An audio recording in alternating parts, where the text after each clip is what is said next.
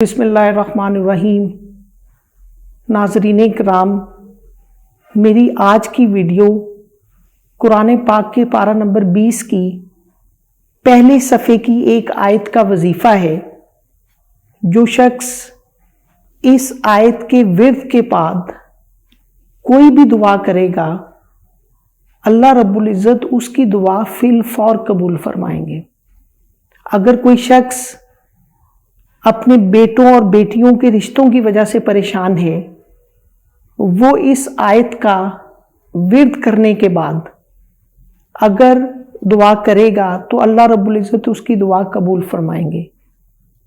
अगर कोई शख्स परेशान है, खौफ में है, गम में है, तकलीफ में है, डिप्रेशन में है, टेंशन में है, एंग्जाइटी में है, अगर वो शख्स गम और परेशानी और खौफ से निकलने के लिए इस आयत को विर्द करेगा इस आयत का, लेकिन इसका तरीकाकार ये होगा कि आपने 11 मरतबा अव्वल आखिर दुरूद पाक पढ़ना है और 300 मरतबा इस आयत का विर्द करना है।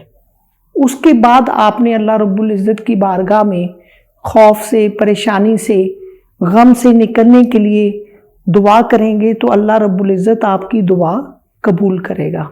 और सबसे बढ़कर ये कि अगर आपने अपना ताल्लुक अल्लाह रब्बुल इज़्ज़त के साथ मजबूत करना है तो फिर भी आप इस आयत का वजीफ़ा करें, 100 टाइम कर लें, 300 टाइम कर लें अव्वल आखिर दुरूद पाक के साथ, तो अल्लाह रब्बुल इज़्ज़त के साथ आपकी मोहब्बत में इजाफा होगा। ठीक है, तो ये है पारा नंबर 20 की पहले सफ़ा पर तीसरी चौथी आयत है।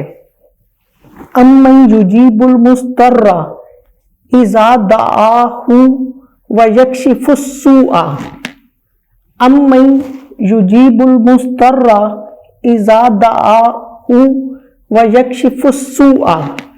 बल्कि वो कौन है जो बेकरार शख्स की दुआ कबूल फरमाता है, जब वो उसे पुकारे उसकी तकलीफ दूर फरमाता है।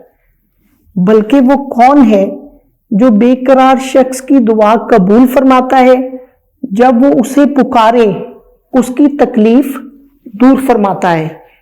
तो अगर आप किसी परेशानी में हैं, गम में हैं, खौफ में हैं, डिप्रेशन में हैं, या आप अपने या अपने बहन भाइयों के रिश्तों की वजह से परेशान हैं, या आप अल्लाह रब्बुल इज़्ज़त के साथ अपना ताल्लुक मजबूत करना चाहते हैं, तो इस आयत को अपना वजीफ़ा बनाएं। मेरी वीडियो को लाइक करें, कमेंट करें और मेरे चैनल को सब्सक्राइब करें।